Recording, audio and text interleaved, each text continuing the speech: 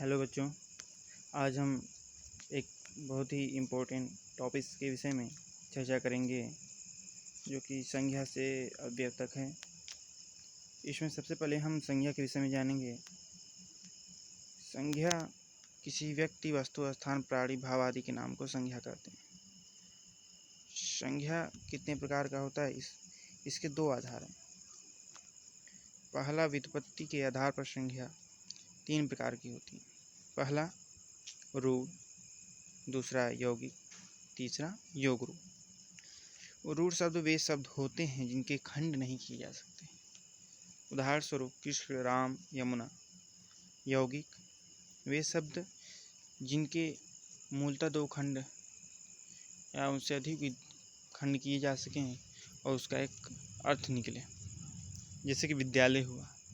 इसको दो खंड में हम स्वेच्छा से खंडित कर सकते हैं, जैसे विद्या और आलय हुआ। योग रूढ़ ऐसे शब्द होते हैं जो नहीं रूढ़ होते हैं, न पूर्णतः यौगिक होते हैं।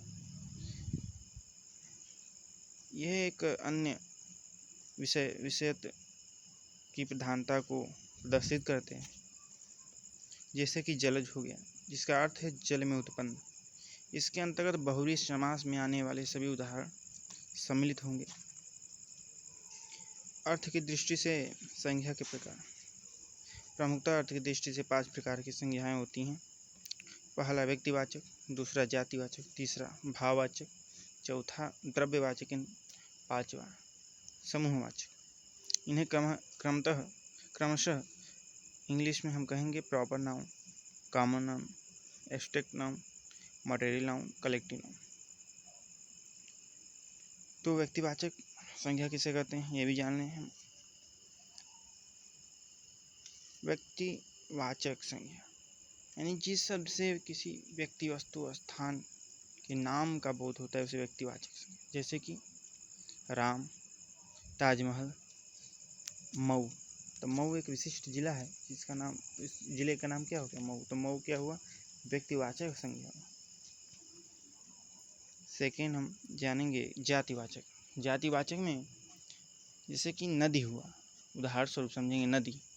तो नदी में आने वाली बहुत सी नदियाँ हैं, जैसे यमुना, गंगा, गंगोत्री, ब्रह्मपुत्र। तो संपूर्ण नदी जाति का बोध होता है एक शब्द नदी से, यानी सभी नदियों का समावेश है एक ही शब्द में। तो भाववाचक संज्ञा, जिससे भाव का बोध हो। अगला हुआ द्रव्यवाचक संज्ञा, जिससे द्रव्य का बोध होगा, अर्थात जिससे अन्य वस्तुएं बनाई जा सके, जैसे कि सोना हुआ, चांदी हुआ, लोहा हुआ। 5वें नंबर पर समूहवाचक, जिससे समूह का बोध हो, जैसे कि समिति हुआ, सेना हुआ। आगे हम देखेंगे संज्ञा का रूप परिवर्तन लिंग, वचन, कारक के अनुरूप होता है, अतः इनका लिखित व्याख्या निम्नवत है। लिंग का शाब्दिक अर्थ चिन्ह से है। शब्द के जिस रूप से हमें यह ज्ञात हो कि व्यक्ति पुरुष जाति का है या स्त्री जाति का है, उसे लिंग कहते हैं। हिंदी में लिंग 2 प्रकार के होते हैं, पुल्लिंग और स्त्रीलिंग। हिंदी में लिंग निर्धारण के निम्नवत प्रमुख 3 आधार होते हैं: रूप के आधार पर, प्रयोग के आधार पर, अर्थ के आधार पर। पहला है रूप के आधार पर। पुल्लिंग शब्द को किस प्रकार पहचानेंगे हम रूप के आधार पर? अकारांत, आकारांत शब्द प्रायः क्या होते हैं? पुल्लिंग होते हैं। अकारांत से तात्पर्य उस शब्द से जिसके अंत में उच्चरित हो। उसी प्रकार आकारांत से तात्पर्य जिस शब्द के अंत में आ स्वर उच्चरित हो, उसे हम आकारांत शब्द कहेंगे। उदाहरण से हम समझेंगे राम, सूर्य, घोड़ा, क्रोध इत्यादि। कुछ भाववाचक संज्ञाएं जिनके अंत में त्व, व, य होता है वे प्रायः पुल्लिंग होते हैं। उदाहरण स्वरूप हम लेंगे गुरुत्व, गौरव, शौर्य। तीसरा पॉइंट है जिन शब्दों के अंत में पा, पन, आओ, आवा, खाना जोड़े होते हैं वे भी प्रायः पुल्लिंग होते हैं, जैसे कि बुढ़ापा, मोटापा, बचपन, घुमाव, भुलावा, पागलखाना। स्त्रीलिंग शब्द को किस तरह हम पहचानेंगे? स्त्रीलिंग शब्द अकारांत, आकारांत शब्द स्त्रीलिंग होते हैं, मतलब जिस शब्द के अंत में आ उच्चारित हो, जैसे रमा, कविता, सीता। ईकारांत शब्द भी प्राय स्त्रीलिंग होते हैं, जैसे कि नदी, रोटी, टोपी, किंतु अपवाद भी हैं इसके, जैसे कि हाथी पुल्लिंग है, दही भी पुल्लिंग है और पानी भी पुल्लिंग है। तीसरा, ईकारांत शब्द भी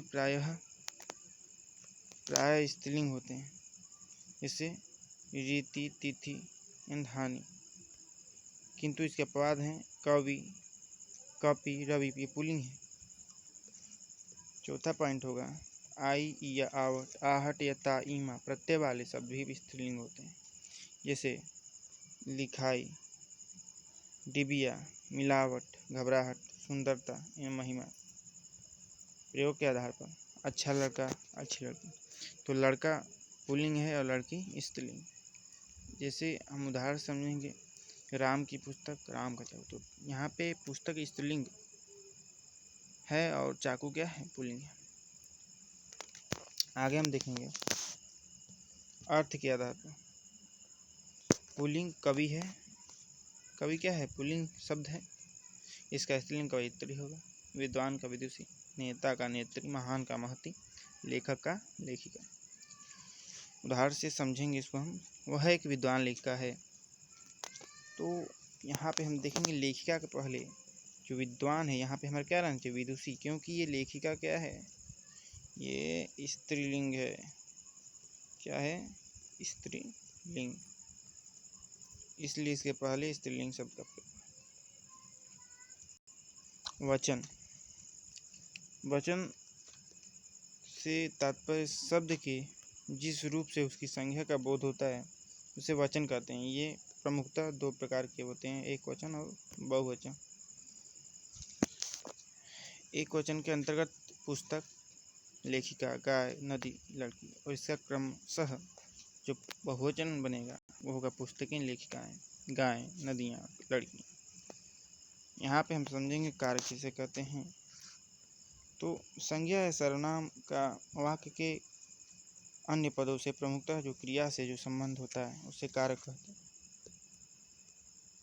तो उदाहरण स्वरूप समझेंगे हम, जैसे कि राम ने रावण को मारा, तो यहाँ पे हम देखेंगे राम करता है, इसके साथ जो सिंबल लगा है ने, रावण कर्म है, इसके साथ एक सिंबल लगा है को, और मारा जो है हमारा क्रिया है। तो हिंदी में कारक प्रमुखतः 8 होते हैं। कर्ता ने कर्म को कर से के द्वारा संप्रदान के लिए अपदन से अलग होने के अर्थ में संबंध का कि अधिकरण में पर संबोधन है।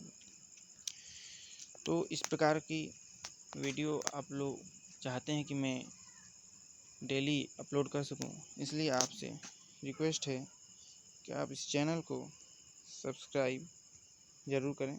सब्सक्राइब किस प्रकार करेंगे, जो बेल आइकन है उस पर आप क्या करेंगे, जब पुश करेंगे तो सब्सक्राइब करें, लाइक करें और कमेंट अवश्य करें, ताकि